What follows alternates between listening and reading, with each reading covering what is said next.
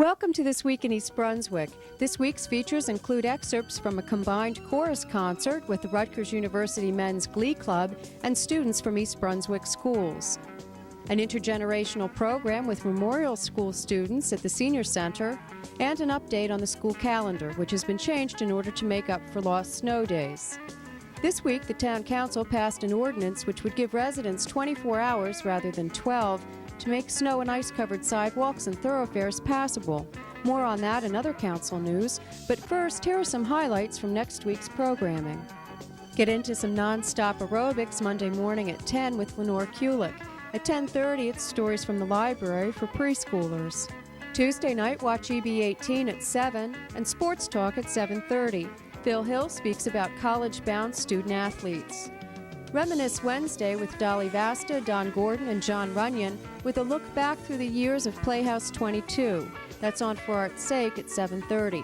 At 8, the arts focuses on the American Repertory Ballet Company. For a new edition of This Week in East Brunswick, watch at 7 and 8 Thursday night. And at 7:30, Patty Sullivan visits a caregivers group on aging aspects. If it snows, check Channel 8 for immediate information on school closings and delayed openings. Hi, I'm Amy Fisher. Today I'm in the East Brunswick High School auditorium with Dennis Boyle, who's the director of the chorus. Mr. Boyle, you have a very exciting program planned for today. Could you tell us about it? I'd love to. We have 4 schools all together here today that start from Hammersholt Middle School, Churchill Junior High School, East Brunswick High School, and also the Rutgers University Glee Club. Each school today will be performing for all of the others, and we'll begin today's program by everybody coming together on stage to sing the Star-Spangled Banner. And at the end of the program, the schools will come back again on the stage to sing a folk song called Wayfaring Stranger. Now, how was this arranged? Well, about 5 years ago, the junior high school teacher, Mrs. Spadafino, had the idea of allowing all of the students in chorus through the town in the secondary system not just to hear about what happens from level to level, but actually to be able to experience it in concert by listening to other groups of other ages and getting to join to sing with them together too. And how has it happened that the Rutgers Glee Club is also here today? Well, about a year ago, we had the idea of, to that point, the highest group had been the high school. And we thought it might be a nice idea to have something for them to look up to and aspire to. So we thought of getting college or university groups. Last year we had the Seton Hall Madrigal Singers for the first time, and the high school singers enjoyed this very much.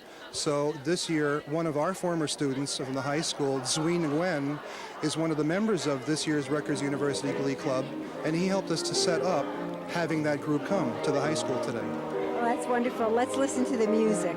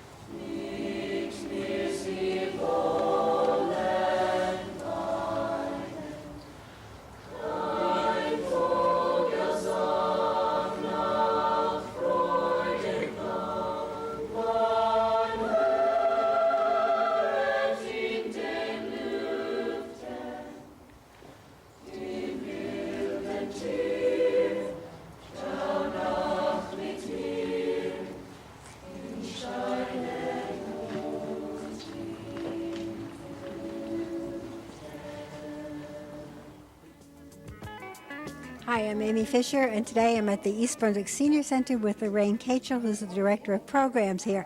Lorraine, you have a very interesting program happening today. Could you tell us about it? Yes, this is the Intergenerational Program with Memorial School, Mrs. Goodman's first grade class. The children have been coming since November, and it's on a monthly basis on a Wednesday, and we have diversified activities that the seniors participate in on a daily basis, and they're sharing this with the children. When did this program start? It started in November of 1993. Okay. How did it get started? Mrs. Schachter, who is the former director here of the Senior Center, and I approached Mr. Zussman, principal of Memorial, and asked him if he was interested in doing a program, and he was very enthusiastic about it. I was here in December, and everyone seemed to be having a wonderful time. What will you be doing today? Today we will be doing bingo. G60. 60. Oh,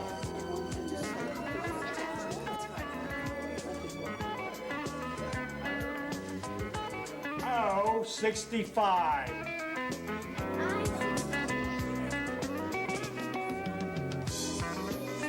How do your students react to coming here? They absolutely love it. They can't wait. They were disappointed on the snow day when we couldn't come, and it's been very positive on both sides. The seniors love to have the little ones around.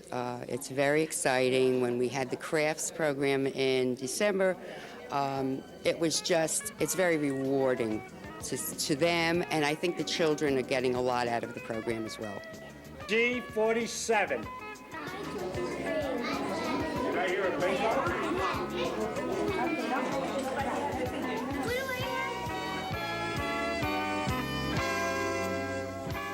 Due to the amount of bad weather this year, the East Brunswick Board of Education has amended the school calendar in order to make up those days that schools were closed due to snow. Classes will now be held on Monday, February 21st, which was scheduled as President's Day, and Monday, April 4th, which was the last day of spring vacation. The end of the school year has also been extended to include June 20th through the 23rd.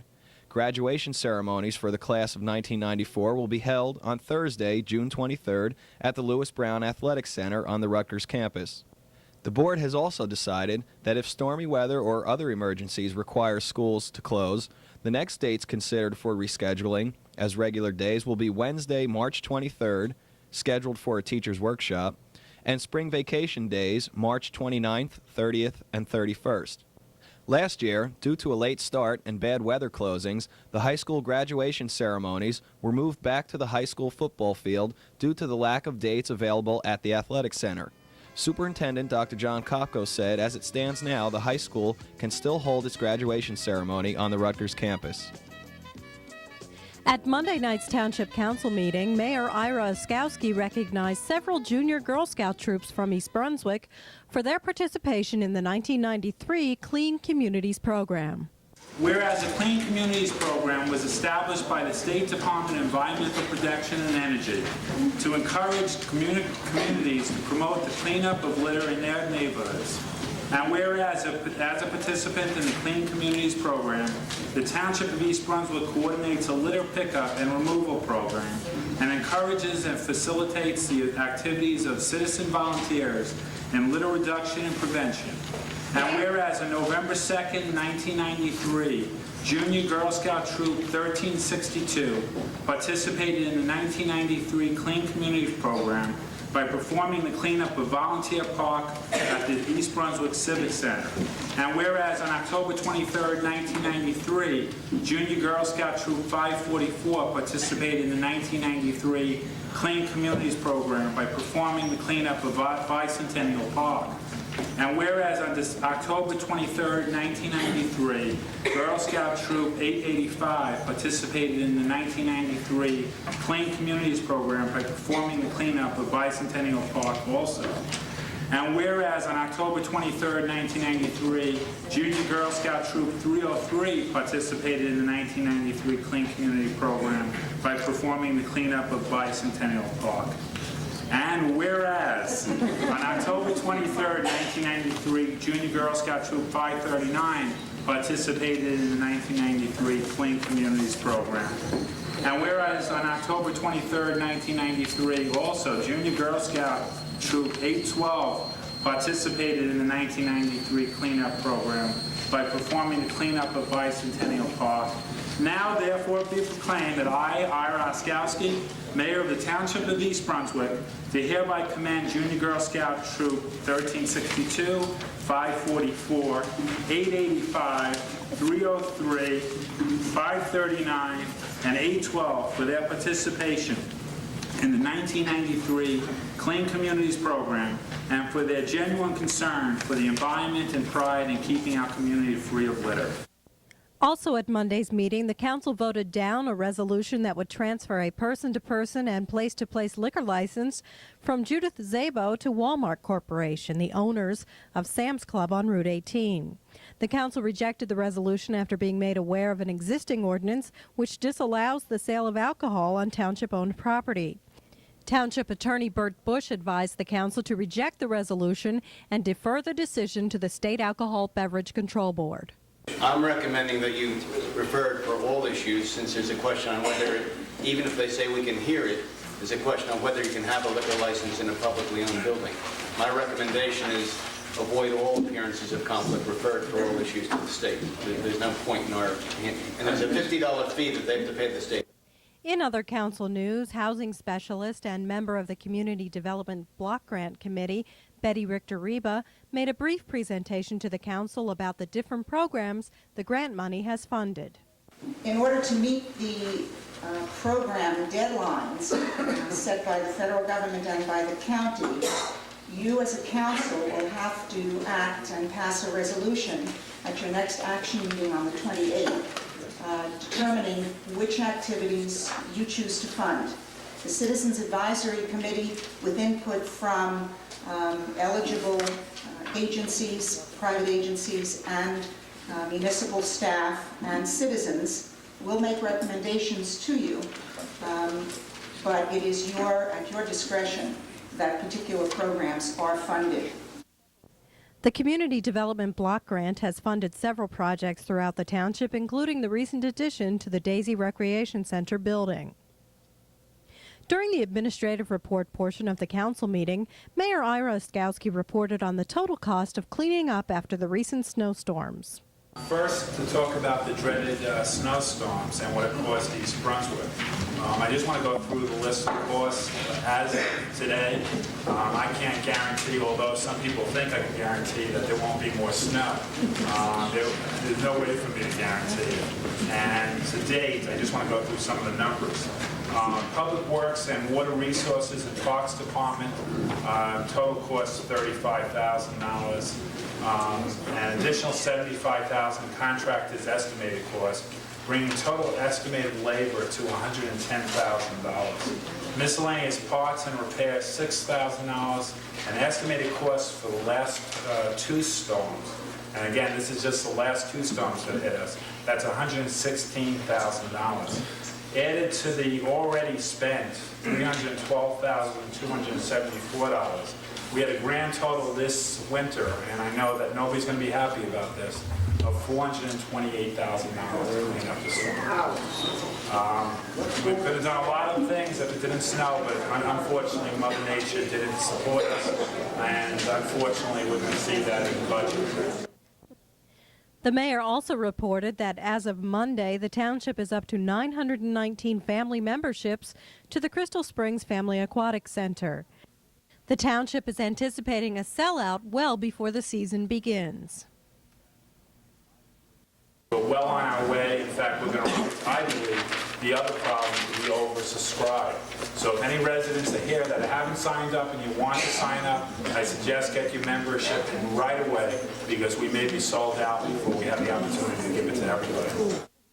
In other council news, about 100 senior citizens attended the council meeting to defend an approved expansion to the senior center.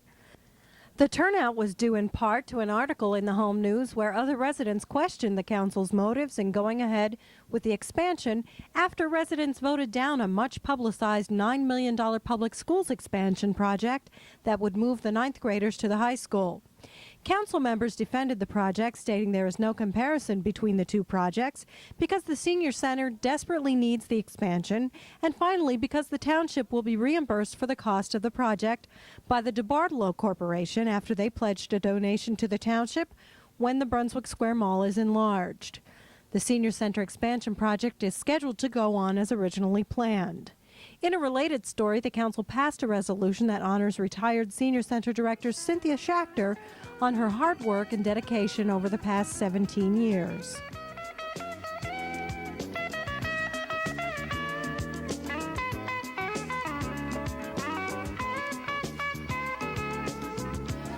Hi, I'm Amy Fisher. Today I'm at Frost School with Ann Berry, who's the English as a Second Language teacher. And Ann, this is an annual event at Frost School. Can you tell us about it? Every year we have a Chinese fair or festival, and we try to vary it a little bit each year. Because we have the Mandarin bilingual program in this school, we want to familiarize the other children in the building, the non-Chinese children, with Chinese culture and the richness of the Chinese culture and the many activities that the children are able to do, and have our students teach them some of these activities. Could you just explain why the Mandarin class, we have a Mandarin class in our bilingual program? Okay. When a school district has above 20 of one language group, the state law requires that you provide them with a bilingual program. We are teaching them basically reading and math skills using Mandarin as a help for those children who are new and don't speak any English, to get them started in school until they learn enough English, and then we switch them over to the English. Great. Well, so what are some of the things that are happening here today? Well, we have a variety of activities. The children come in first and hear a Chinese folk tale about how the animals were chosen for the Chinese calendar, and then they get their Chinese horoscope.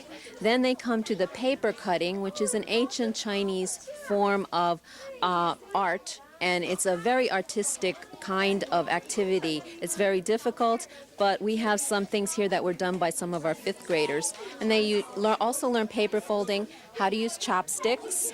They have some traditional Chinese games in the back, and you'll notice that some of the Chinese games are there to teach balance and eye-hand coordination. It's not just a game, it really has a purpose. And then, of course, calligraphy or Chinese writing, and we also have face painting or mask painting for them. You have parents helping out here? Yes, we are very grateful to have many of the parents in our Chinese community, parents of our students and some other parents who volunteer. They either have had children in the program and want to come back and do this. They've really enjoyed it. Thank you very much. You're welcome.